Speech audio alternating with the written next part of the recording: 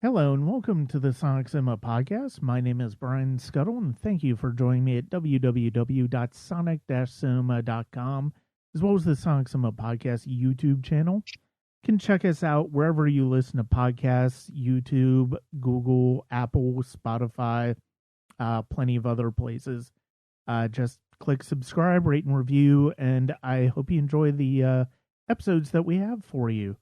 You can also check me out at patreon.com/Sonic Cinema. Um, Last month, I finally did my podcast on my favorite film scores of 2021. And throughout the next few months, there are going to be some older reviews that come up and just some discussions on film that hopefully you will find interest in. That is patreon.com/Sonic Cinema.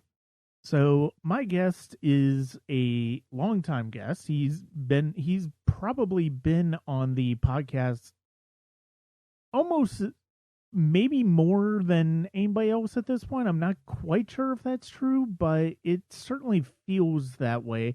And that's never a bad thing because of the fact that it's always a fun discussion, whether we are talking about great movies or we are talking about the absolute trash of the horror genre.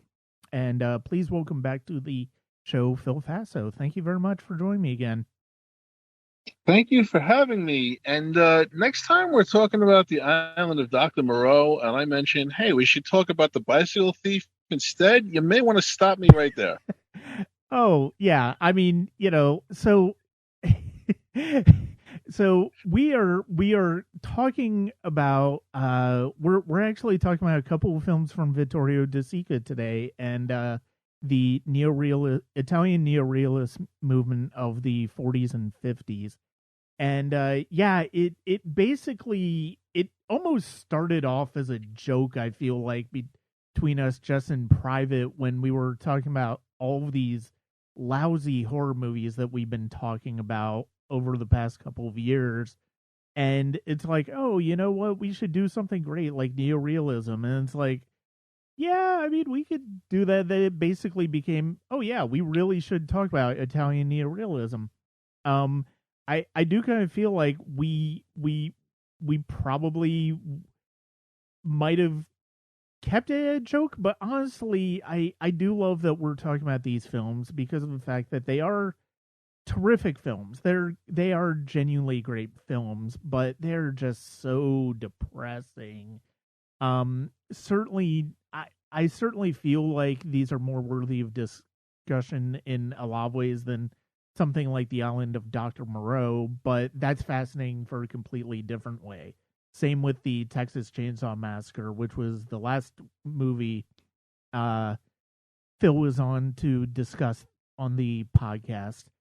But I'm still looking forward to this discussion because of the fact that it's always interesting to shine light on a filmmaker doing something that really gets down to the humanity of the characters. And I think that's one of the things that, as the few movies in the neorealist movement I've been able to see, really boils down to is that humanity of those characters. Well, I think the interesting thing is that I was thinking about this yesterday, that Hollywood in the 30s and 40s, and even in the 20s in the silent era, like a lot of the stuff that they were making was larger than life. Yeah. So if you look at some of the characters from that era, Robin Hood, larger than life. You know, the Tin Man and Dorothy and the Scarecrow and the Cowardly Lion, larger than life. Scarlett O'Hara, larger than life. And then you look at these movies, and this is very, very different from the big Hollywood period of the earlier period, because these are like slice of life movies. And unfortunately, well, I shouldn't say unfortunately, they're slice of life movies from Italy in a time where to live in Italy was very depressing. Yeah. You know, you're post Mussolini here, and Mussolini did a lot to screw up Italy. Mm-hmm. He got the trains to run on time, but didn't do much else very well. You know. Yeah. So these films are, Italy's in a terrible depression here. The United States had gone through that before the war. Now we're looking post-war here, and Italy's in a terrible depression. They're in a terrible spot post-war. And these films, I mean, it's great because it's really about a country, but it's such a localized, personalized view. Each of these films following in the first one man, and then we'll talk about the bicycle thief and one man and his family, and then in the Umberto D, it's following one man and his dog pretty much. Yeah. So it's taking a very, very broad national thing in Italy and focusing it on one person or one person's life. And I think that De Sica couldn't be much more effective in doing that than he is, because these are great films. Oh, they're fantastic films, and yeah, I mean, you bring that up about Hollywood, and I think that is it really is interesting to see how much Hollywood leaned into the idea of film as entertainment more than they did film as art. I mean, Well, look, even they were when they were approaching serious subjects, they still looked at it as a populist thing, as an entertainment perspective, as opposed to a real perspective. Like uh, even something like The Grapes of Wrath by John Ford, which is based on Steinbeck about the Great Depression, is ultimately an uplifting Hollywood film in a lot of ways. And this is something, the type of filmmaking that we're seeing in from De Sica here is something we really would not see until the filmmakers of the 70s, 80s, and the independent wave of new Hollywood with the Sundance generation and all of that it wouldn't really come to play until decades later for Hollywood. well, I mean, even when Hollywood got dark, like Citizen Kane is the perfect example of what I was just talking about. Citizen Kane is a dark movie, and it actually does, it's not just entertainment. It does have some issues that it focuses on. But I can't associate with Citizen Kane because I've never been a billionaire paper owner. Right. I can associate with Umberto D because there have been times in my life when I've been out of a job, you know, Yeah. the bicycle thief because I've been out of a job. So I can associate with those guys on a much better level. And I think that that's the part of it that Hollywood was much more convinced that it needed to bring people in by entertaining them, like you said, than actually focusing on the art. And I'm glad that you mentioned the 70s because if you look at American cinema, the 1970s are really the golden era Mm-hmm. when you start to focus on things that are a lot more important than just don't get me wrong, I love Errol Flynn and Robin Hood, but it's entertainment on just a pure entertainment level, and it's great at what it does, but it's not this. Yeah. Yeah. No, absolutely. And if you want to get a really quick overview of Italian cinema in the 30s and 40s and the neorealist era in particular, I cannot recommend enough Martin Scorsese's 4-hour documentary, My Voyage to Italy, which is his personal perspective on the Italian cinema that has meant the most to him and inspired him the most. It came out in 1999, or was made in 1999. I didn't see it until 2002, and it's largely unavailable, which is a shame because this and his personal journey with Martin Scorsese through American movies should be readily available. Um, it's essential text, I think, for filmmakers, for film lovers and filmmakers who want to see one of the greats just really appreciate what inspired him to do what he's doing. And his approach to these this era of film is very personal because of the fact that these are so many of the films that he is used to. He is the son of he is the son or grandson. He is the grandson of Italian immigrants, and so is he saw some of these movies on TV because his family was watching them, and hearing him talk about the filmmaker in particular that we're talking about today, Vittorio De Sica, it's really interesting the fact that De Sica was one of the bigger stars in Italy. And the fact that he took his persona, he took his stardom and turned it into films that are as haunting and as emotionally driven and very visceral in a lot of ways about blue collar individuals and people who are struggling to survive. It's really it's almost it's almost a noble use of one's star power in a lot of ways. Oh, I'd absolutely say it was a noble use. You know, he took something because I believe he was an actor before, right? Yeah, yeah. Yeah, He was a huge star in Italy yeah. before the war. And he took that and decided to make movies. And I think, if I read correctly, because I haven't seen many of his films, and I want to deep dive on them now. But he was making like light comedies at first, and then he decided that, hey, look, I want to do something a little more personal. Yeah. And that's how we end up at The Bicycle Thief, which is considered one of the greatest movies of all time. Oh yeah, and in the first, voting just started to happen in the 10 years Sight and Sound poll for the greatest movies of all time. And the first time that poll came out in 1952, The Bicycle Thief was the number one film. It was, and then in 62 was Citizen Kane. It was basically that until Vertigo 10 years ago. But yeah, I mean he was making light comedies. He was a movie star, and he made a film before this called Shoe Shine, which looks at basically essentially street urchin kids and kids who are on the outside of society, not necessarily in the same way that the characters in Bicycle Thieves and Umberto D are, but they're struggling and they don't really have a place to go.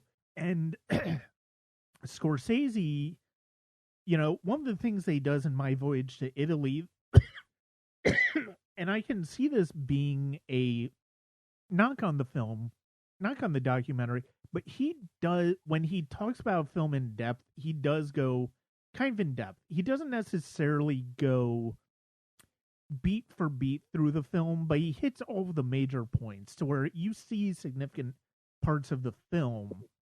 But the thing that struck me in watching these films, and it's been a while since I had seen Bicycle Thieves, I'd never seen Umberto D before preparing for this podcast, but I'd wanted to, is that the emotional impact of these films completely remains, even though I've seen some of these scenes so many times through watching Scorsese's documentary. Well, I want to get into a little more with that when we get to Umberto D, because I told you yesterday, I believe, that so many of the issues in Umberto D are absolutely relevant in America in 2022.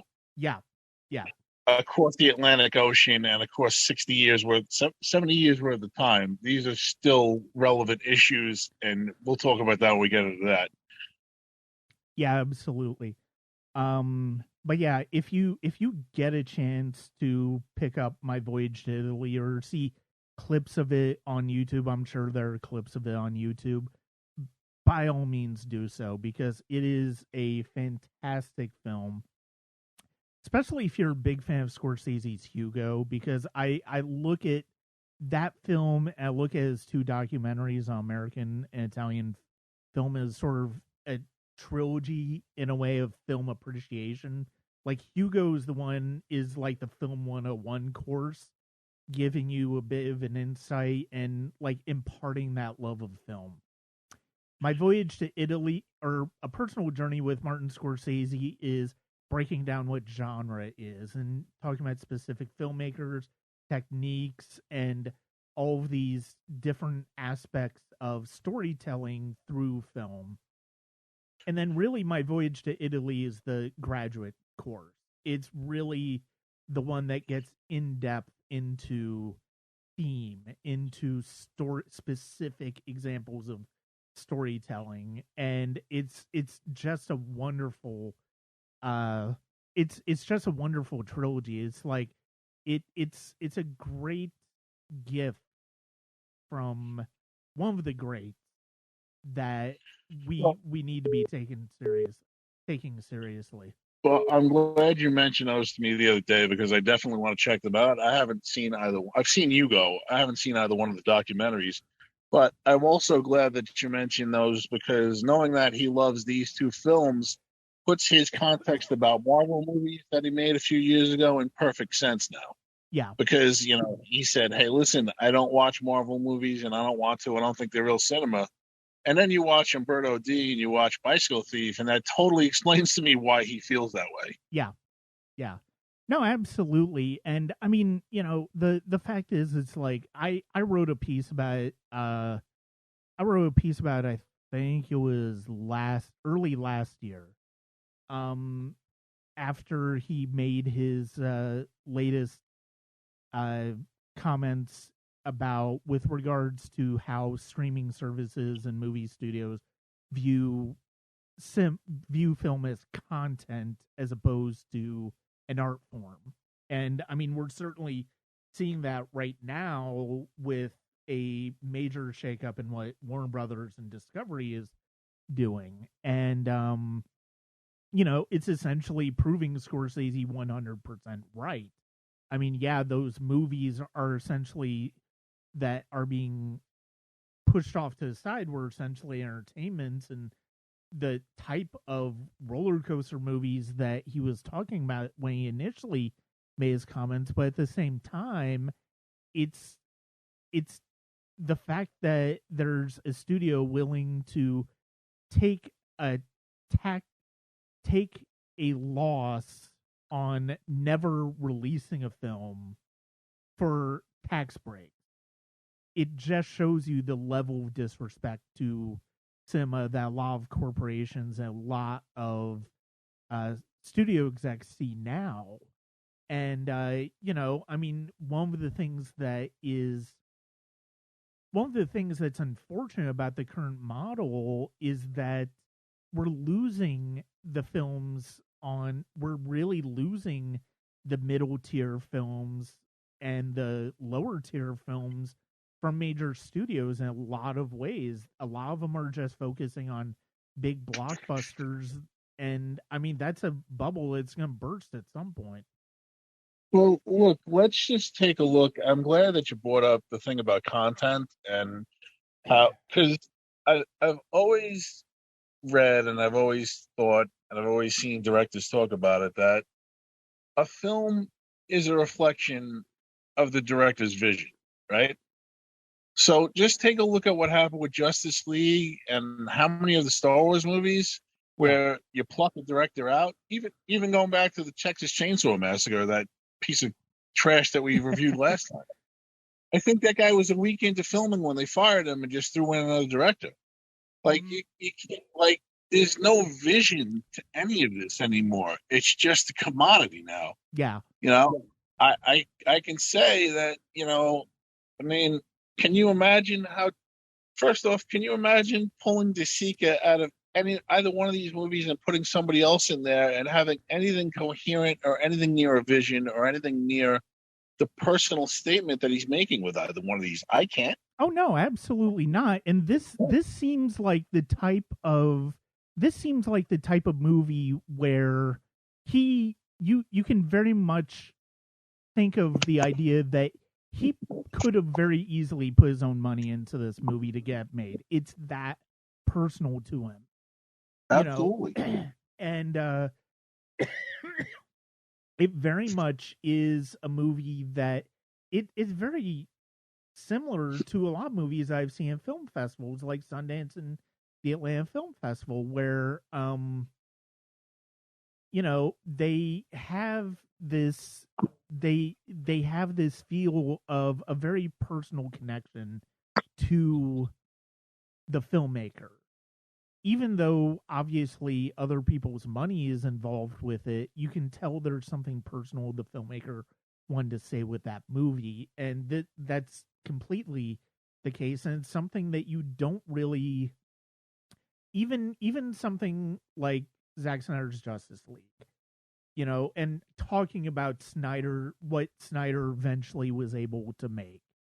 You know, you definitely see the personal stamp of Snyder as a filmmaker. Sure. I don't know that there's anything thematic there that's interesting, though. No, because movies are not, like you said, movies are all content now. Everything's IP. It's all, hey, listen, we don't want fresh new stories because we don't care about them, because all we want to do is pump $250 million into the next Star Wars movie. Yeah. Yeah, and I that's mean, what it's all about. Yeah, I mean, I was getting into, discussion with a friend of mine, and it's like yesterday about the whole Warner Brothers thing, and it's like, ultimately it is a business. It has always been a business. So, but the fact is, we've got executives now who don't really care about the art form, and that's the problem.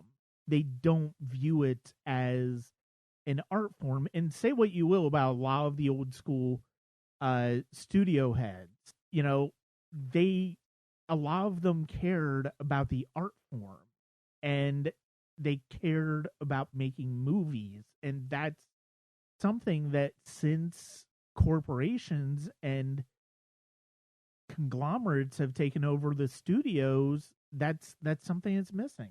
The personal voice and vision of the director is no longer really a thing. Yeah. And this is why I was so happy, what was it, 5, 6 years ago, I guess? 5, 6, 7 years ago, when I started to get in touch with a bunch of the people on the indie New York City film scene. Yeah. Our friend Jeremiah Kipp is how I got into that. But I know so many artists on the smaller micro level who are creating wonderful stuff that has vision and has voice, because they're not tied to, hey, listen, we need this remake of the Wonder Years, but we need to make it black, and we need to get shot.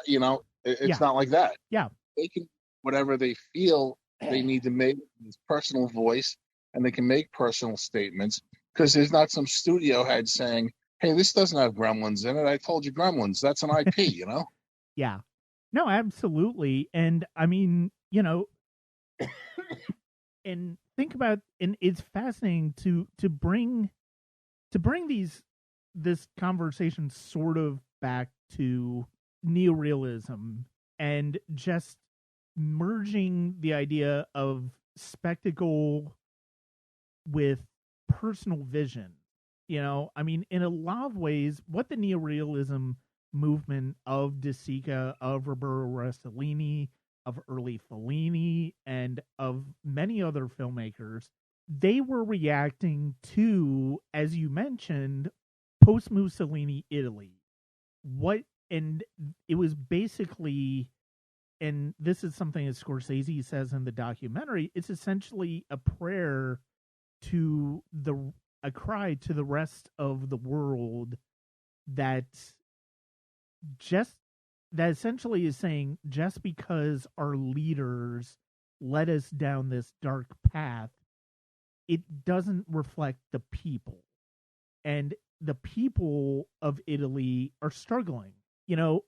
The same impulse that neorealism came out of is very much the same impulse that brought the first Godzilla, because the first Godzilla is a reflection on the Japanese state of mind after the nuclear bomb was dropped on Hiroshima and Nagasaki. That is exactly where that came from. And, the idea that you can't have a message in a big movie, or it's, and certainly there are big movies that have larger messages in them. there are of course movies that do that, but the gulf between the ones that do versus the most that don't is widening more and more. Well, I mean, I don't want to ever talk about that Texas Chainsaw Massacre movie again, but let's be honest. Toby Hooper's 1973 or 74 Texas Chainsaw Massacre is a very personal movie. Mm-hmm. And it's dealing with post-Vietnam. It's dealing with people who are out of work, unable to feed themselves, and they turn cannibalism. Whereas this new one that we watched, and we talked about this, as I said last time, has 27 ideas it wants to cram in and doesn't say anything real about any of them. No. Whereas I watched Umberto D the other day, and I'm like, wow, this is a statement about, here's a guy who's, I guess I'm going to say mid-50s maybe. I'd say somewhere around that age. Probably. Maybe 60. Yeah, I mean, I would say about 60s, but yeah, I mean, I can see 50s as well. Maybe he's early 60s, and he's lived his entire life. He's worked. He's done what he's supposed to do, and now he's supposed to be on his pension, and now his pension's getting cut, and now he can't afford to live. Yeah, and he can't go back to work because he's too old and he's already retired, and he can't live off his pension. So what do you do in that case? Mm-hmm. That is a very real thing, and that's a personal statement. And like you said, Italy's struggling at that point. Yeah. And this movie isn't really just about. I love the fact that these two films. I think the greatest thing that I took out of both of these films was I could associate with the leads in both of them. Mm-hmm. I could feel for them, but I could also understand that each of these guys is just a representative of thousands and thousands of people across Italy who are going through the same thing as these guys are. Yeah. And the way that you brought, and you brought up the fact that, in a lot of ways, what Italy was going through at this time is very similar to what America was going through over a decade earlier in the Great Depression. And I mean, it's universal. It's completely universal. Before we start to get into the films in general, though, specifically, though, I do want to say that, when we were talking about personal voices in films, you were talking about plugging in, taking out Vittorio De Sica and putting in somebody else that you couldn't really do it. It made me think of a discussion that we're going to have in our next episode in a couple months, where there's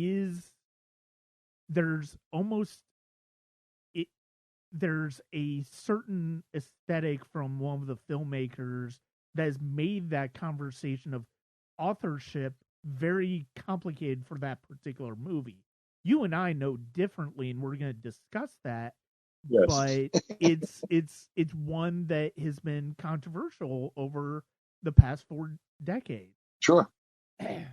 But let's go ahead and get started, and we're going to begin by talking about 1958's Bicycle Thief. And we both have called it the Bicycle Thief because honestly, that's what we have known it as for a long time. And it's only been recently where it feels like what I would imagine is the original Italian title has really started to reassert itself. It's the title that you'll find on streaming services. The Criterion Collection disc goes under Bicycle Thieves, and it's an interesting little switch because once you think about it in the context of the film, it makes a lot of sense that plural is there. Because it's not necessarily, in the end, it's not necessarily just about one thievery of a bicycle. It's actually about 2 when you boil down to it. Yes. And I've always known it as the Bicycle Thief. And I think when you change the title like that and put the plural on it, it puts it in a perspective that makes you look at them. It's still the same movie, but I understand why they would go with the plural on that. Yeah. So this is a movie about a man named Ricci, who is a father and a husband, and he's out of work. And the first time we see him, he's in with this sea of workers waiting to see if a job is going to open up for him. And it's interesting that, you know, that I think is something that we've seen over the years in popular entertainment, TV shows and movies, talking about unemployment or people. You know, there's kind of this cliche about people like gathering outside of like hardware stores and stuff like that, with people trying to find workers for the day workers and all of that stuff. So I mean, it's something that I think in popular culture we're aware of, but we don't necessarily we don't. I think is, to a certain extent, it feels more like a dramatic thing than actually a real thing. And I think one of the things that's nice about this movie is it makes it feel a bit real in doing that. But he gets a job. A job opens up for him. Make posting posters throughout the city. The catch is he needs a bicycle, and he pawned his bicycle for money. So after they get the money to get back the bicycle, he starts out, and the bicycle was stolen. And he basically is the rest of the movie is essentially him and his son Bruno walking the street trying to find the thief and trying to find his bicycle. And it's that simple. It's the thing that I love about this movie, and both of these movies, is their really disarming simplicity, and the way that they focus on these stories of people who are just trying to survive, and people who are just, and they're regular people. These were not necessarily actors De Sica was casting. Like these were actual people who probably had experience is very similar to what they're acting out in these movies, and the performances are so natural. You know, it's hard to there. You know, that it's a common thing now for us to see directors, you know, take on directing projects and stuff like that, but it feels like it's usually, you know, they build up to these bigger projects, whereas somebody like De Sica, he's just telling general stories, very very simple stories, and keeping in that. And I think that's something that's really beautiful in what he does in these films. I want to point out something real quick because you gave a great summary there. And I just want to point out one specific, actually two specifics.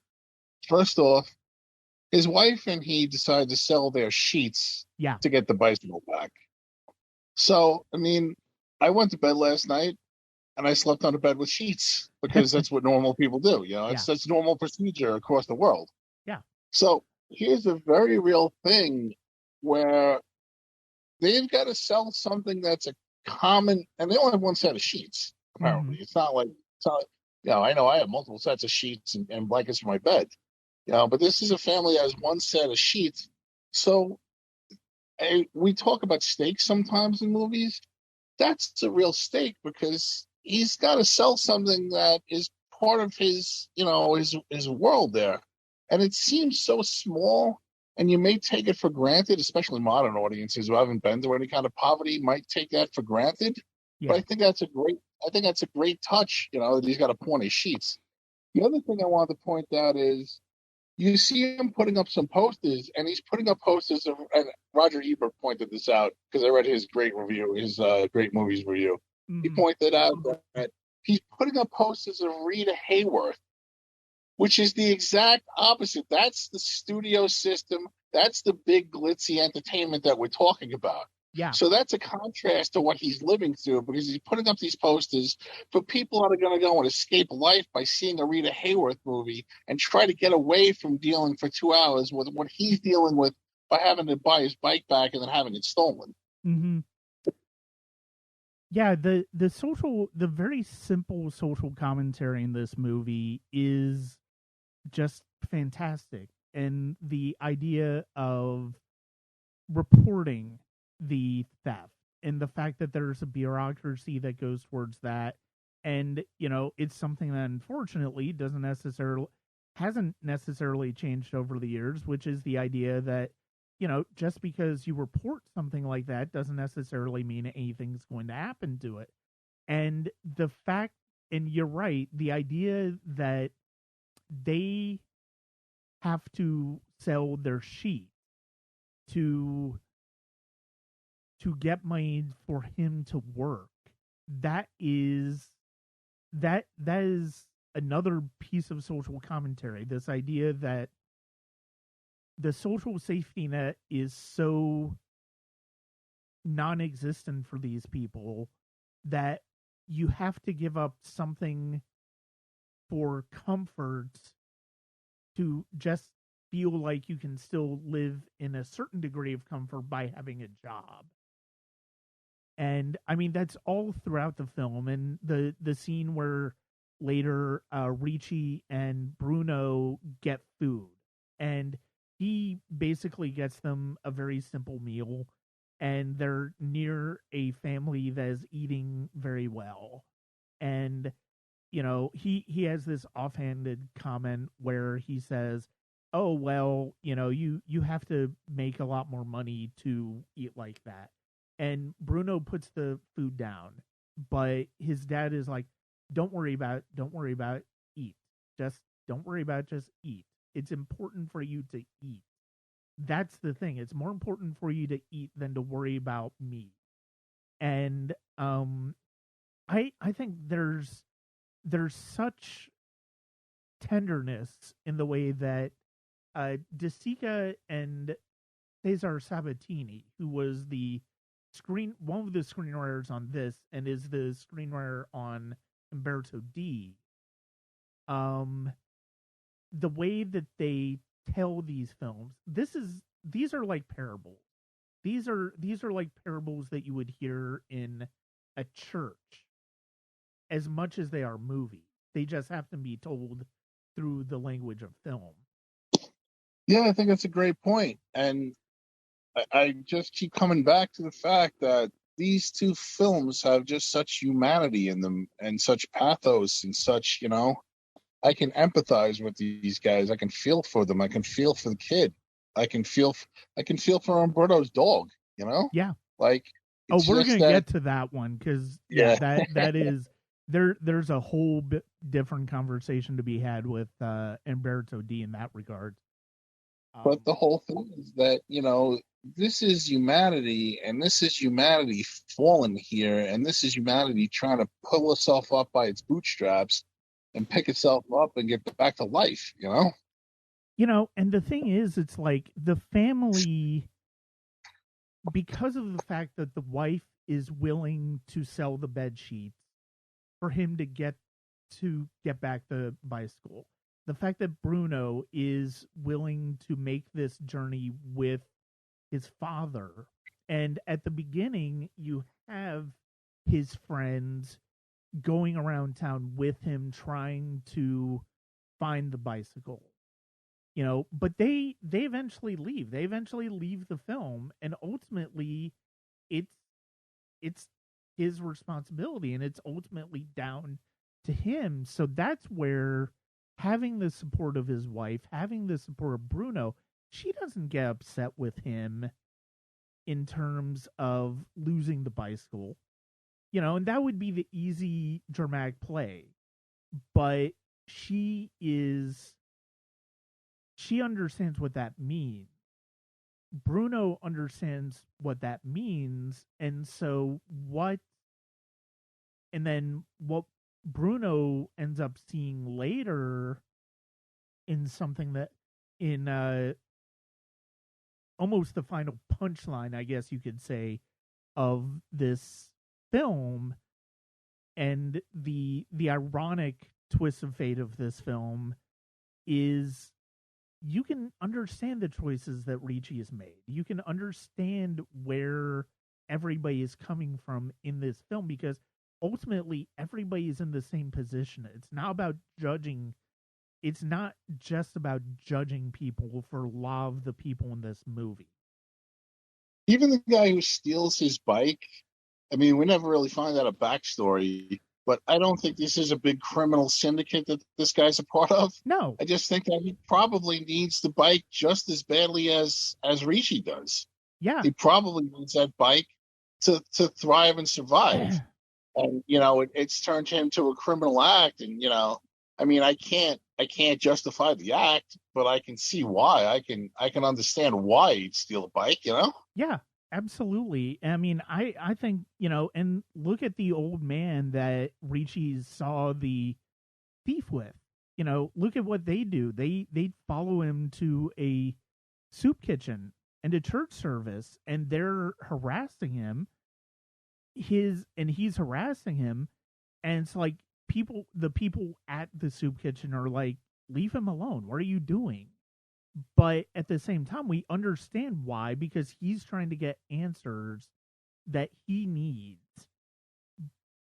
But at the same time, he's doing it in a way that it's hard to defend. It is kind of hard to defend that, but we understand it. And that's the thing that's ultimately the thing that is so beautiful about both of these films.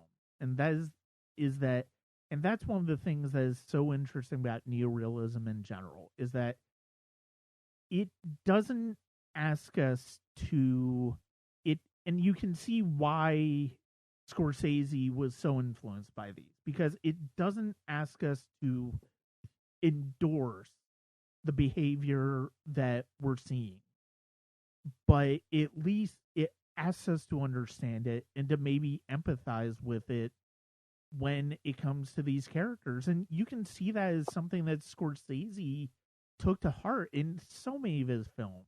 I think that these films also are not asking us to judge. A lot of times with movies with, you know, criminals and stuff like that, they're asking you to make a moral judgment about the characters. Yeah. Hey, listen, these are bad people or whatever. Hey, normally movies, I mean, big tentpole sci-fi, horror, whatever, big movies nowadays, they have heroes and villains. There's no villains in this thing. There's just people. Yeah. There's people who commit wrong actions and right actions, and they have their own justifications for everything they do. And the ultimate justification is survival. Yeah. Just making it through the day, being able to feed your family, being able to have bed sheets, you know? Like, there were no villains in this. And even in Umberto D, I mean, you get an antagonist in the landlady, and we'll talk about that later. Yeah. But he's not really a villain. I mean, there are no real villains in these things. They're just people trying to get by. The villain is ultimately the system that is failing these individuals. And oh, absolutely. I mean, that's basically the overwhelming villain, is the system that led to these conditions. And that's what makes them so potent. I mean, you know, it's the same thing that you can say the same thing about Goodfellas. You could say the same thing about The Wolf of Wall Street. No, what those characters are doing is inherently wrong in a moral standpoint, but I understand why they make those choices. I completely understand why they make those choices, and that's the type of thing that you can see the connection as to why Scorsese connects so much to these and what he brings to his own work. Well, just take a look at Taxi Driver. Taxi Driver, you know, Travis Bickle. I don't even want to judge Travis Bickle here, because Travis Bickle does a lot of stuff that, you know, would be you'd look at this and say this is immoral, this is wrong, but he's a product of that society at that point, you know. Yeah. So I think that Martin Scorsese did a great job in taking his influences here and wearing them on his sleeves in a lot of his films there. And, we're talking about Goodfellas, Wolf of Wall Street, Taxi Driver. These are all great, great films. And I'm so glad that Martin Scorsese was able to carry that forward and in the 70s and 80s and 90s make something new out of this material. The whole idea that the system is what's wrong, you know? Yeah. Yeah, and I mean, just because of the fact that his movies focus on violence, just because a lot of his movies focus on violence, just because a lot of his movies focus on immoral behavior, does not necessarily mean that he endorses that behavior. He's not. He's looking at a lens and asking us to go, why is this behavior accepted?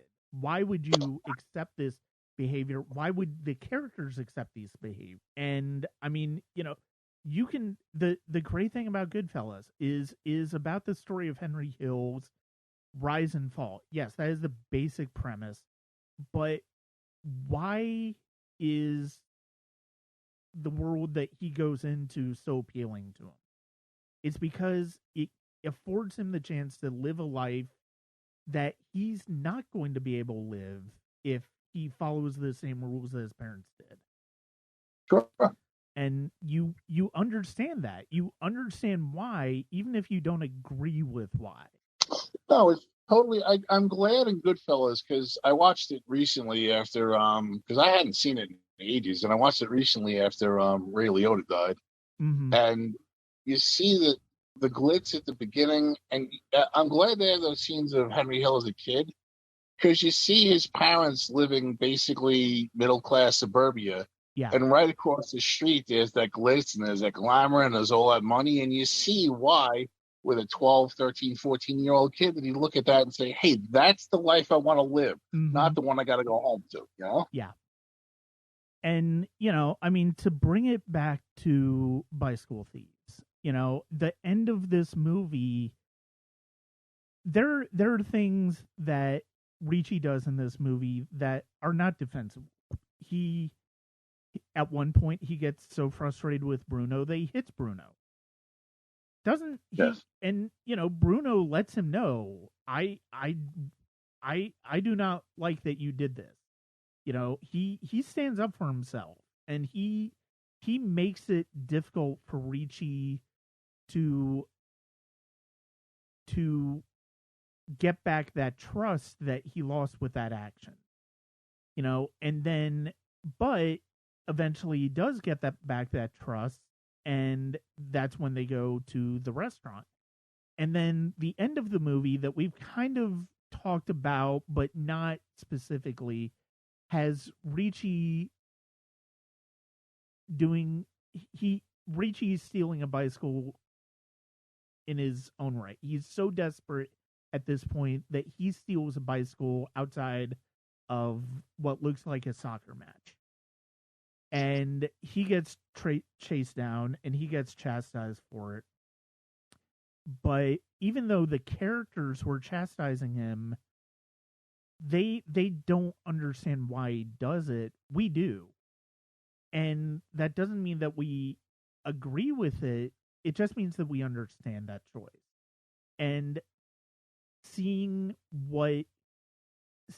and the fact that Bruno is with him, and the fact that Bruno is, crying to him, that is ultimately his salvation, because of the fact that he probably was going to jail at that point if it wasn't for Bruno. Well, not only that, I mean, I always looked at it as even if he had gotten away with it, and even if he had stolen the bike and gone back to doing what he was doing with the posters, like, there's multiple strings there because he's stealing a bike now and he's doing to someone else who probably needs that bike exactly what was done to him earlier in the film. Oh, yeah. And then it's even worse because he's doing this right in front of his son. So what kind of moral lesson is he imparting? Yeah. I understand that. I don't want to judge him. I don't. Mm-hmm. But I also understand that now he's saying to his son, hey, listen, we got stolen from, so now it's okay to steal. And I think that the best thing to happen to him and his family and his son is that he gets caught. Yeah. Yeah. Absolutely. It has to end the way that it ends because of the fact that as sad as it is, as bleak of an ending as it is, it's the one it ultimately it sets right the morality of the universe because of the fact that he doesn't get away with it, and he's ultimately shamed himself in front of his son. Yes. But at the same time, you still empathize with him because you understand the choice, and you but you also don't want him to get away with it because you're right, it does send the wrong message. And then every time I reach the end and we go through all that, I'm always thinking that now the next day he's got to get up, he's got no bicycle, he's got no sheets, and he's got to find a job again. Yeah. And that is the true. I've watched this movie I think 3 times in my life. Mm-hmm. Once, the first time I ever saw it, because my friend Chris gave me this. It was an Entertainment Weekly, but it wasn't a magazine. It was a book, and it was like their ranking of the 100 greatest movies of all time. Yeah. So I started to check out the foreign ones, Jules and Jim, and I checked out The Bicycle Thief, and I cried at the end. And every time I watch this, I cry at the end because it's not like there's a nice tidy bow on the end of this. There's a redemption arc, but he's got to go right back to the same thing. He's going to wake up on a bed without sheets. He's not going to have a bicycle, and now he's got to go find a job again because that's the reality of it. Yeah, and that is why it's such a depressing affair.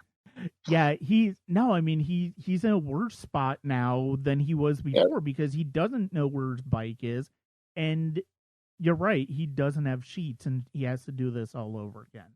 And it really, that's why I think it's one of the most authentic. It's one of the most authentic films about what it's like to live in poverty I think we've ever gotten from a filmmaker. And that's what makes it all the more crazy that De Sica is this huge movie star. He probably, it'd be interesting to see if he ever had a day in his life where he had felt like he lived like this.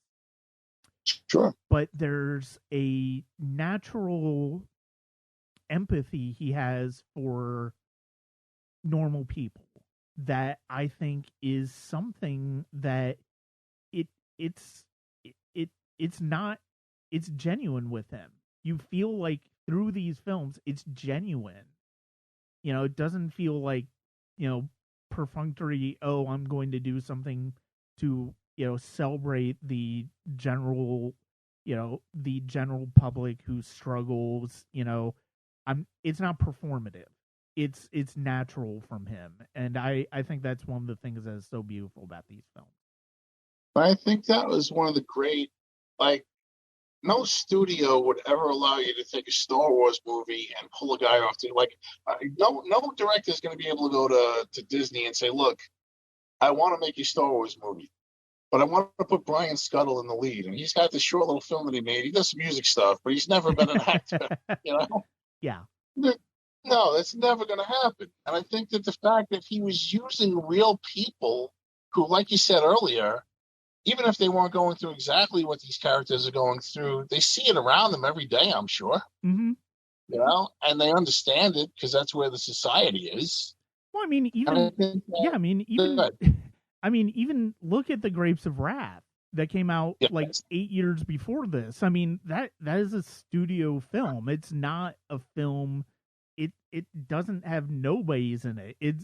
It's got major stars in that film by one of the most celebrated directors in Hollywood history. Sure. And that's why there's an artifice to that as opposed to me watching this. Because if you pulled away the music and you pulled away some of the transitions and you made it Like if the actual film quality were a little grittier and not so clear, you could have convinced me that Bicycle Thieves was a documentary, and I would have believed it. Yeah, yeah, Yeah, very much so. absolutely. Yep. Oh yeah, definitely. I will say the score is really beautiful in this film. I love the score. It's such a haunting and simple theme, but it's such a beautiful theme too, and it really plays so much to the sadness and the emotional aspects of this film that is real helps really make it profound. It's funny because now every time we discuss a movie that we're going to talk about on a future podcast, now when I'm watching that particular movie, I pay special attention to the score because I want to talk about the score every time now because of your interest. Oh, we're gonna have so much fun in a couple months talking about music. It's gonna be so much fun. I cannot wait. Um, I'm actually let's put it this way: October is gonna be a big month for talking about movie scores on the Sonic Cinema podcast, not just with film, but with others. I cannot wait. It's gonna be so much fun. Right. But yeah, Bicycle Thieves it's really a beautiful film. It's a haunting film. If you haven't seen it, it's on Criterion Channel. It's on HBO Max, at least for now. We'll see what we'll see what it's like in the future. But it's in the Criterion Channel, rightful Criterion collection, rightfully so. It's a tremendous film. Um, that brings us to the second film we're going to be talking about, which is another one by Vittorio De Sica and Cesar Sabatini, the screenwriter, in 1952's Umberto D. And And this was, it pairs very nicely with Bicycle Thieves. It yeah, really does yeah, thematically. oh It's yeah, taking a different angle on it, but you couldn't talk two more films that are perfect together. I think. oh no, I mean, yeah, it's a perfect dovetail, and you can definitely tell that the same creative pairing is Behind responsible it, for yeah, both. I mean, you sure. can you can see that. Um, this is a movie that De Sica dedicated to his father, and it is the story of a former bureaucrat named Umberto, who is, like you said earlier, his pension is being cut, and it's causing him great economic strife. He lives in a single room apartment with his dog Flack, or Flick. It sounds like Flag in the movie. It sounds like Flag, but I think it's like Flack or something like that. Uh, No, it's really interesting because I took 6 years of Italian between middle school and high school, and there's no K in the Italian language in the Italian alphabet. The subtitles make it Fleek, Flike. yeah, So I don't know yeah, who did the subtitles, but I think it was supposed to be Flag. yeah. It Yeah, sounds like Flag. It really does. yeah. Um, but and because of his financial issues with his pension, he is behind on his rent, and his landlady wants to get rid of him. She continues to raise the rent on him, and my God, if that isn't as current a topic nowadays that we were discussing in these movies, I don't know what is. But She's basically Airbnb-ing his room to couples to have sex in while he's out. yeah, yeah, basically, it really is. I mean, you hear them, you hear people singing, but the implication is very clear that yeah, I mean, they're having sex.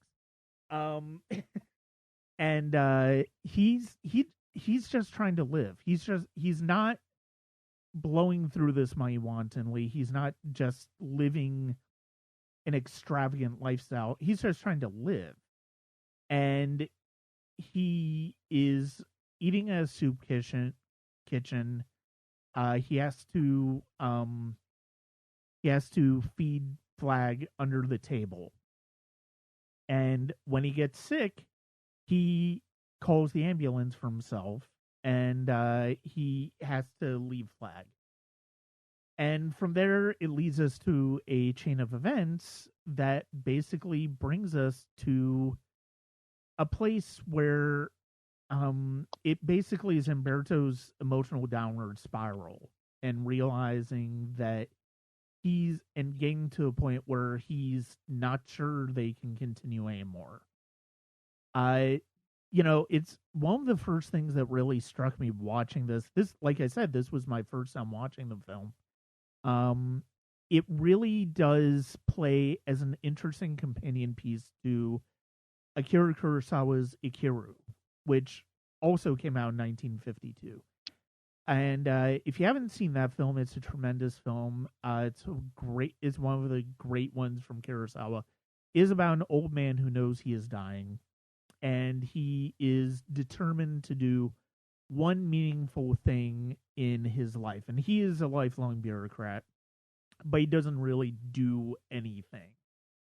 And the thing that really connects the two for me, and it's interesting that we have these two very different filmmakers who are approaching the hopelessness of the system that their characters are in from different perspectives. One is a man who knows he is dying, who wants to do something meaningful in his life and with what life he has left, and the other one is just trying to live, but is also being beaten down by the system around him. And it leads to so many, like, I've watched my Voyage to Italy, I don't know how many times. It's at least 6 or so times. It's a long sit, but it's one that I do every couple of years. Because of the fact that I just am so enthralled by what Scorsese's saying. I've basically seen the ending of Umberto D multiple times, and this film still crushed me watching it. It still moved me to tears watching it. I could absolutely see that because, again, I was crying at the end. So apparently De Sica has that effect on me. Yeah. Which is not a terrible thing. But I want to start off with this by saying that this movie starts with a rally. Yeah. In the streets. And I put this on for the first time a week ago, and I thought I was watching something from 2020. Because, as you know, in our society, there have been all sorts of rallies the last couple of years. And that made it very current to me. And then, I mean, there's all sorts of stuff in this movie that just rings true for, I'm not bringing up his name, but our previous president's regime and what it has done to this country. Yeah. So you have a rally that starts it off. You have a woman who is unmarried and pregnant. Mm-hmm. You have housing issues. You have issues with healthcare, and I'm just like, oh my God! It's like De Sica just looked 70 years into the future in America and said, "Wow, guys, this is what you have to look forward to." Yeah, yeah. So they're rallying, and they actually have a good reason to rally because they're trying to get their pensions back in full. Mm-hmm. And then, like, the police, I believe it's the police come and disperse it, right? Yeah. Because I know it gets dispersed. And then a couple of the guys run off so they don't get arrested, and he's upset. Umberto's upset because they didn't have a permit for the rally. Yeah. And the guy says, one of the older guys says, listen, we applied for one and they wouldn't give us one. Because why would any local authority in Italy want to give people a legal reason to get together in the streets, unite, and complain about money that they're never going to get because Italy's not giving it to them? Yeah. Yeah. So that's where you start. That's the starting point. And I think that one of the things I love about these films is the simplicity you talked about earlier, because in a Hollywood movie, this would have been a big thing. There would have been brawls and there would have been screaming and big speeches. There's none of that. Yeah. There's just these guys getting dispersed and talking about, oh my God, this didn't work. Mm-hmm. Like, we're not getting our money now. And there's this common theme through the film where Umberto keeps trying to sell his watch because obviously, again, we go back to the bed sheets thing. You might say, I mean, all of us have. I'm talking to you on my phone right now, right? Yeah. All of us have phones now. All of us have phones that I can take my phone out of my pocket and just click on it and look at any point in the day. I can see what time it is. Yeah. It's one of the billions of conveniences that my cell phone gives me, right? Mm-hmm. Including the ability to record this podcast with you. So the thing is that I think people might take for granted that he's trying to sell his watch because, number one, he really doesn't have much back in that time. If you look at once we get to his apartment, you'll see he's living a very Spartan lifestyle. Yeah. And number two, like, watches used to be of much more prominence before cell phones, and you'd really need it if you wanted to catch the train on time, Yeah. Yeah, absolutely. So there's all this. He sets the stage very early for what's going on in Umberto's life, and it's brilliant in its simplicity, Brian. Yeah. And the thing that is so interesting to me is, I mean, the pension being cut is, I mean, you can completely tie that into what's been the issue with Social Security over the years in this country. And the fact that, taking money from that to pay for this other stuff that we probably don't necessarily need, like billions and billions of dollars going to the military.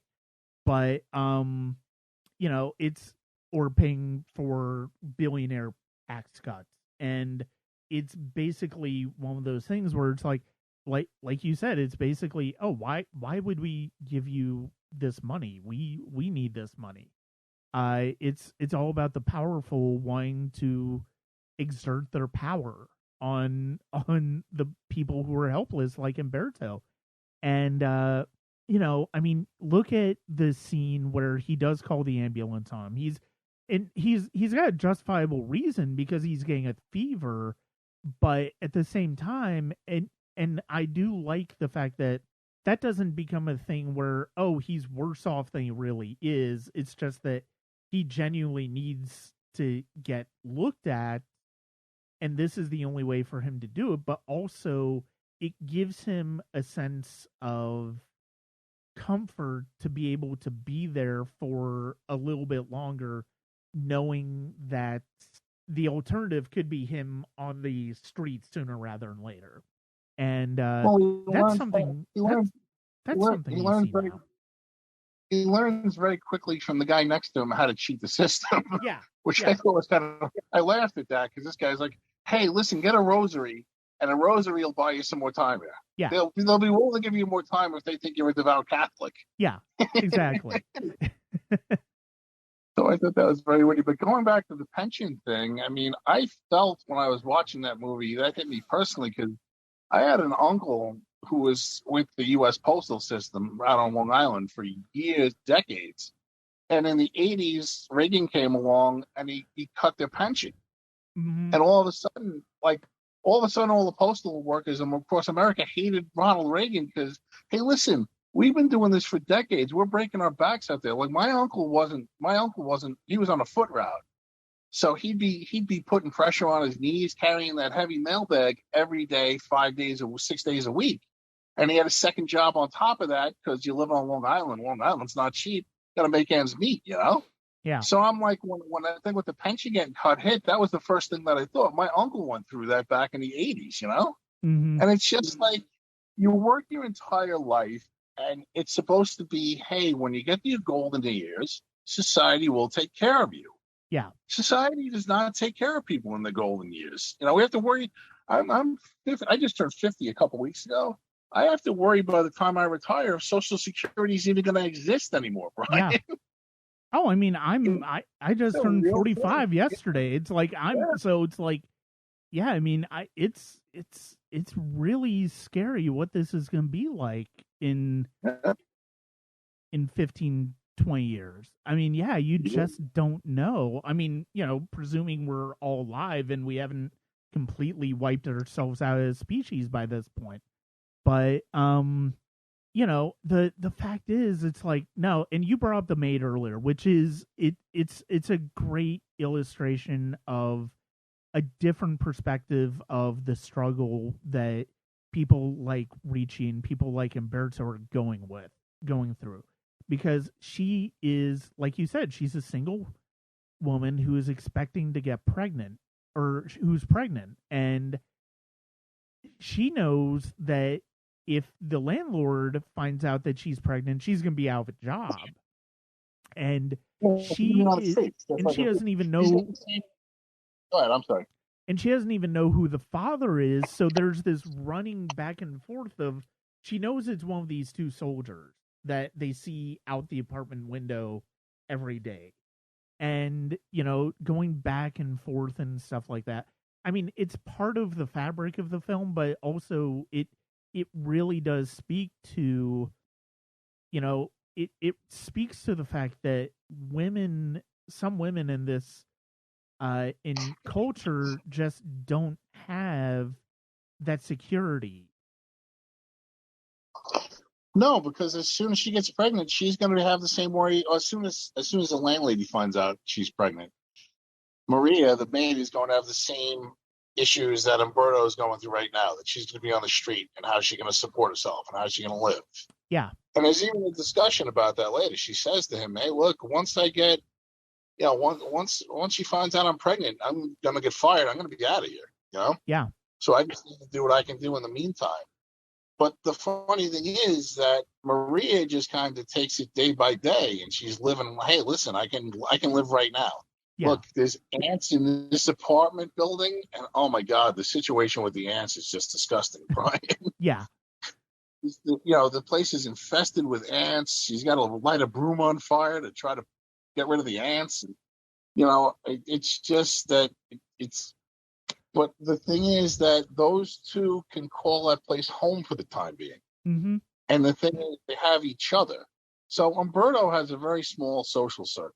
And you realize once he meets people in the street that all the people that he thought he had connections with really don't care about him at all. No.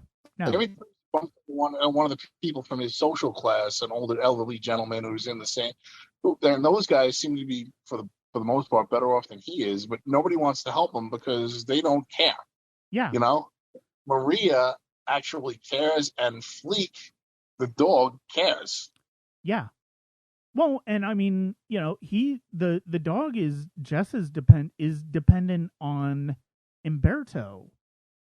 Yes. And, there's the sequence after he goes to the hospital where Flag disappears. Flags run out because of the fact that the landlady is basically trying to get him out, and she doesn't care about Flag. She just, if it gets Umberto out a bit quicker, that's what she's going to do. And there's this you see him at the kennel, and at the you see him in.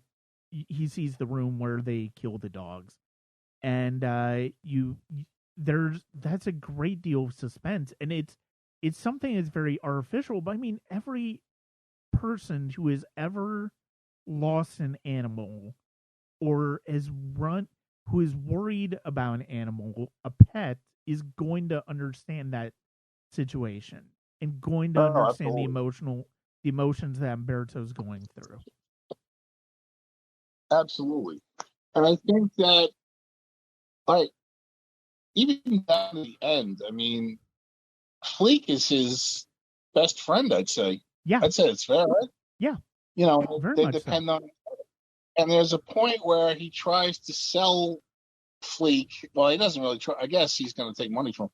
But he's trying to put Fleek in a better space, and he ends up at that family that has like 27 dogs. Yeah. And you could tell they don't take care of the dogs. And he ends up not leaving him there because he knows that Flag's going to be in a much worse position than he is with him out on the street at that point, Yeah. Well, and at that point in the film, and we'll just go ahead and get into it, Umberto's basically realized that there's nothing else he can do. He doesn't feel like there's anything else he can do. so he is almost resolute to end his life. And, Yes. it's never explicitly said in the film, but that's the implication. When he's looking out the window, you see the hammer focus in on the ground, on the pavement, and you understand that's where Umberto's head is. He doesn't see any other path for him than to take his own life. And so he's trying to get rid of Flag because of the fact that he doesn't he wants to make sure that Flag is all right. And yes, the first place he goes to is that family basically boards dogs, but like you said, they don't really take care of them. Then he goes to the park, and he comes across a little girl who's played with Flag, and he says, "Oh, Flag is yours. There's no catch. Not asking for any money. This is he's a great, well-behaved dog, which we've seen, and just take care of him." And the governess for the little girl says, "No, we can't do that." And oh god, the ending of this just absolutely wrecks me because of the fact that first he tries to hide from Flag. Obviously, Flag is too smart of a dog for that, so he can't do that. And then he does something that is almost unthinkable, or he tries to do something that is almost unthinkable. And it's the one thing, it's like with Ricci taking the bike at the end. It's this decision that makes sense when you think about it with the character, because the character wants Flag to be in a better place, and at that point the only other place he can think of is Heaven. with him in the afterlife. Yes. And what happens, and again, it boils down to the fact that Flag is his salvation, much like Bruno is Ricci's. And it's just, oh god, the ending of that, and the breaking of the trust, and the fact that it takes a little bit for Flag for him to convince Flag that he's in a better emotional place now than he was. Well, I think the important thing is that when he goes to, because he's going to jump in front of a train. Yeah. He's going to kill himself that way. And he decides that, I totally agree with your take on that, hey, listen, the only place that Flag would be better, because obviously no one wants him here, just like nobody wants me. I can take him to heaven with me, because as we know, all dogs go to heaven. Yeah.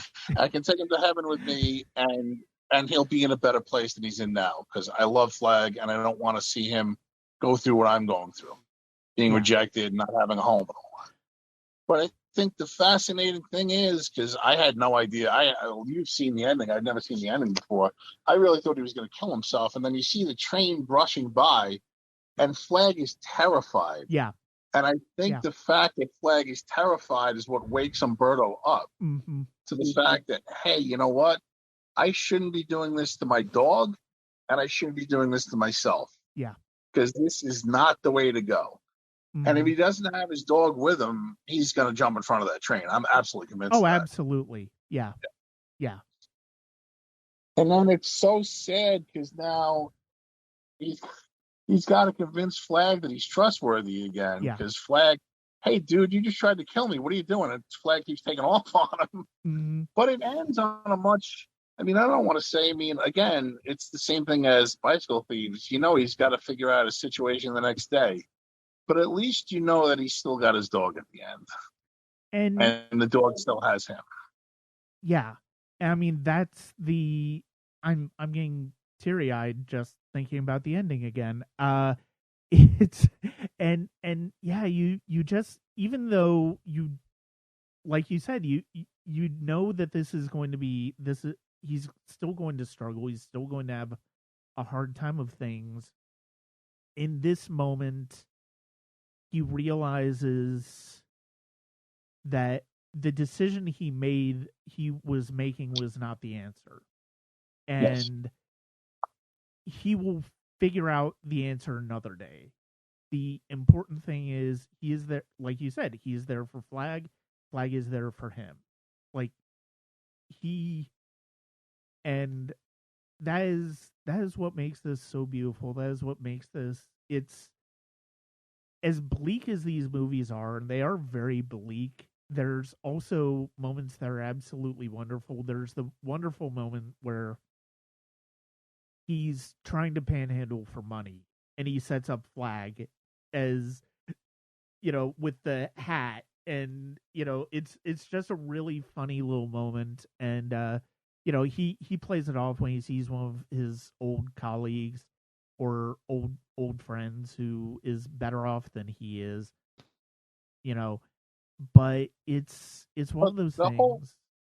The whole thing with that scene is that, okay, so he sees a panhandler and he sees the guy's getting money and he's like, all right, I need to survive. I want to get some money. Yeah. So he sets himself up.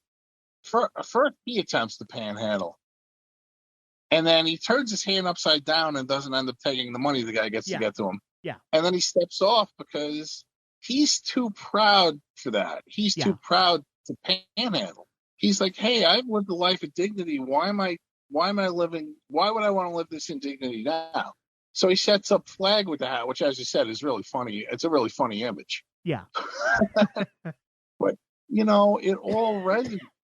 It all feels real. Like, one of my favorite parts of the movie is when he's finally leaving the apartment he lives in. Like, he has this conversation with the maid, and he's worried about her, and he says, hey, you know what? You're pregnant. You don't know who the father is. How are you going to make it? And she's like, look, I'll find a way. Yeah.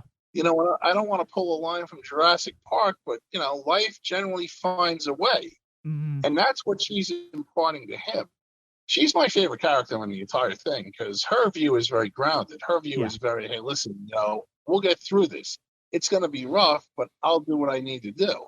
And you know what? The whole thing with me getting thrown out once the landlady gets involved and finds out I'm pregnant, I'll cross that bridge when I come to it. If I figure out which one of these guys is it and he's going to help me out, that's great. If not, I'll find a way. Mm-hmm. And I love the fact that she's much younger than he is, because I think that in Hollywood, they would have made him younger and her older, and they would have tried to make a romance out of it, which would have been totally artificial. Oh, absolutely. He takes it as a paternal thing. Like, he's like, he looks upon it as if he's her dad. She's got no family, Yeah. And I think that's beautiful. And then getting back to the apartment real quick, I want to talk about the landlady for a second. So I don't think that we're supposed to judge. I mean, if you wanted to say that she's a little bit more of a villain here than we had in the Bicycle Thieves, I could buy that, but I don't really think she's the villain either. She's having all these swank by their definition of what swank would be, parties, and she's singing opera. And I think the thing is that she thinks that she's from a different class than she is. Yeah. She thinks that she is upper class. And I think that she's actually probably in a worse position than Umberto is. And if you want to look at the rent, so he keeps trying to give her parts of the rent, and she says, no, I want it all or nothing because I'm going to remodel the room and this and that, blah, blah, blah. Yeah. Like, he's behind. She probably legitimately needs that money to run that place. Yeah, probably. Now, I say to myself, the whole thing with her and the opera and the singing and all that, that's probably also a distraction on her part. So she doesn't, like we talked about the thing with the Rita Hayworth poster earlier, that's a distraction. So she doesn't have to realize that she's basically a slumlord. Yeah. Pretty much. Yeah. I mean, she's running a rundown, gross apartment building with ants and stuff. Mm-hmm. She has people who can't pay, and she has these swanky parties, and it's totally in controversy, in contrapost to what's going on with Umberto. But she's not really upper class at all. And I think that's, you look at that, and it kind of humanizes her, that whole opera thing of hers. No, and that is an excellent point. It's like, look, she is not representative of the predatory type of landlords that we know now. She really isn't. She isn't, it's like, but it's funny because I think you're right. I think it is one of those things where it's like, she is the counterpoint to Umberto, but really she is ultimately in the same situation as Umberto is. Yeah, absolutely. So, um, but no, I mean, yeah, you do believe that she's, to a certain extent, yes, she is being malicious, but she also does kind of have a point because of the fact that, like, she can't do what she wants to do to that that place if he doesn't pay on time. Yes.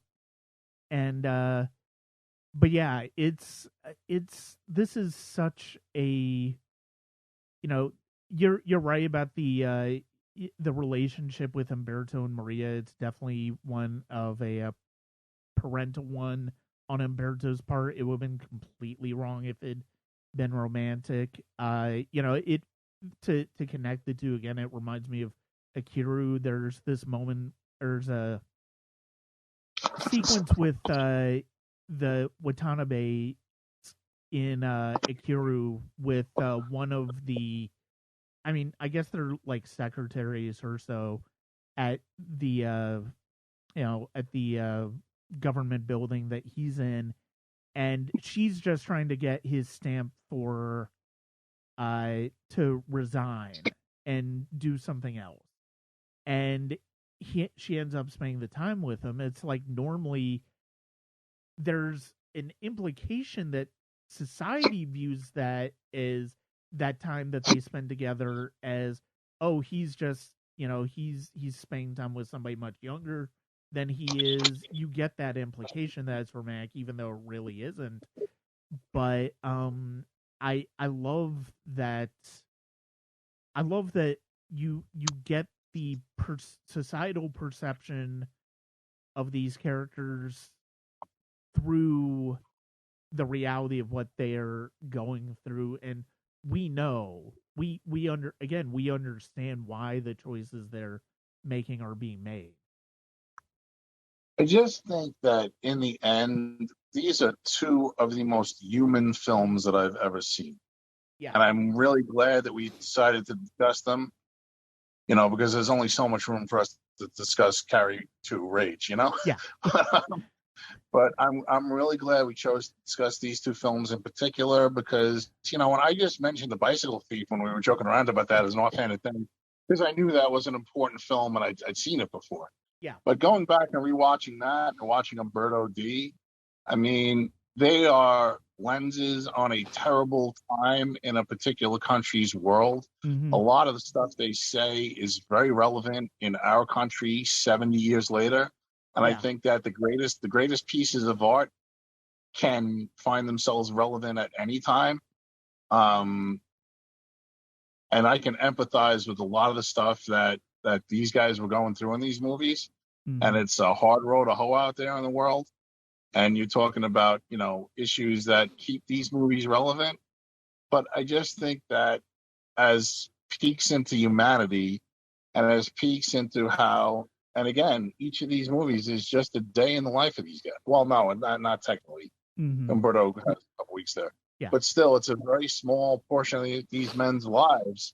And you see why they did the things they did and some of the stuff they did they're not proud of. But in the end, they go on to live another day and they're able to redeem themselves. And, I kind of think that these guys probably had hard lives after this, but I'd like to think that both of them found a way because they had that kind of resilience and they had that redemption. Yeah, absolutely. And I'm, it's like I said, we were kind of joking about the idea of doing this episode of doing it neorealism as a discussion, but at the same time, I'm so grateful that we're talking about these because not only did it give me a chance to revisit Bicycle Thieves, which I hadn't seen in a few years, but it gave me a chance to finally pull the trigger on watching Umberto D. And that movie is just such a beautiful film, and it's such a wonderful it's just such a wonderful look at humanity. And I mean, it's one of those things where it's like that's the type of film that I find myself gravitating towards the more I the older I get is the idea that, dealing with life and death issues, dealing with, I mean, and there are a lot of reasons in my own life that I think about those a lot.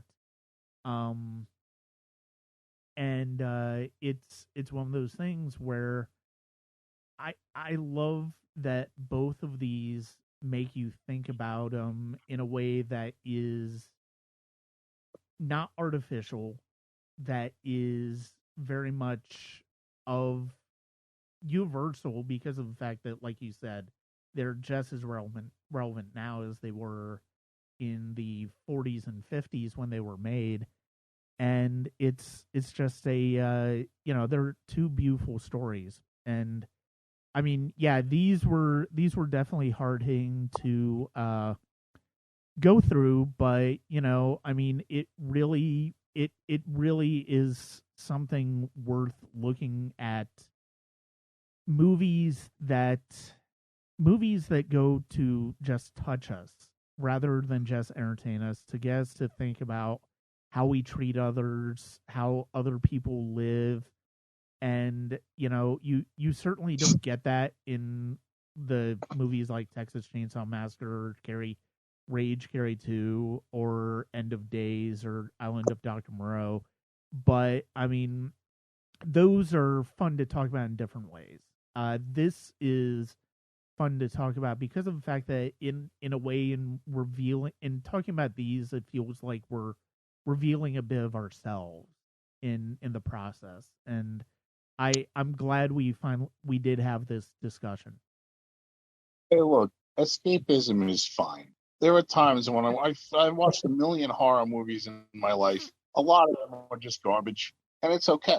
It's okay to have those. But I think that when you look at movies like this, like I like to think of myself as having a broad spectrum of likes and dislikes in life, Mm-hmm. And I think that sometimes it's good to take a look at something like this, or like I said a couple months ago when Ray Liotta died, I watched Goodfellas, which I hadn't watched in years, and it's important to me to know that films like these are out there and they really talk about the human experience in ways that escapism doesn't. Yeah. And I think that I very much appreciate you having me on, as always. You know that. Oh yeah. But I also appreciate that we finally got a chance to discuss these two films, Mm-hmm. because I'd seen The Bicycle Thief, and it's very depressing. It doesn't make me feel great at the end. I cry every time I watch it. But the thing is that I'd never seen Umberto D before, and now I have a greater appreciation for De Sica, and I want to watch some of his other films. And I think it pays forward. I think that's great. Yeah, absolutely. And and the thing is, it's like that's one of the things that, to bring it back to Scorsese and his love of films, because I mean, the neorealism, the films about neorealism, in the neorealism aesthetic, really were such a vital part of it. And I think that's one of the things that I love about those documentaries so much, is that they've given me a bearing on where to take some of my interests in movies over the years. Like, I mean, I've written before, I've talked about before how, watching The Crow the first time, it wasn't just a big lightning bolt movie for me in terms of seeing something I had never really seen before. It was also something that I wanted to search out what else Brandon Lee had done, to see what we were deprived of. It inspired me to follow Alex Proyas' career. And then through a circumstance of somebody mentioning in their review of The Crow, it led me to Tarkovsky, who is a filmmaker who means a great deal to me. And, I mean, that's the thing that I love. That's the thing I think a lot of the people give Scorsese shit about his views on superhero movies are missing about Scorsese and what he ultimately is doing in terms of film preservation, but also in terms of film knowledge. And, these movies give you those documentaries, and even Hugo give you an opportunity to give you a starting point to go back and, hey, if you want to get into film more, if you want to follow film more, here's where you can start. And then you can go forwards, backwards, sideways, diagonal, however you want to do it and however leads you to do it. To appreciate film as an art form as opposed to film as a commodity. And as someone who appreciates film, as we both do, I just got to say that if a lot of the art of film is gone now and it's disappearing with every tentpole film that comes out, at least we have masters like De Sica and Scorsese to keep that, alive for us, even if the films are 70 years old, Yeah, exactly. And I'm grateful for Scorsese for putting Italian neorealism more in my in my train of mind as something that I wanted to explore more, and I appreciate you for bringing this up, even in jest, and us eventually following through with this discussion. I love this. Well, Brian, I love talking with you about film. I'm honored and flattered every time you have me on, and thank you once again, because this was a great discussion.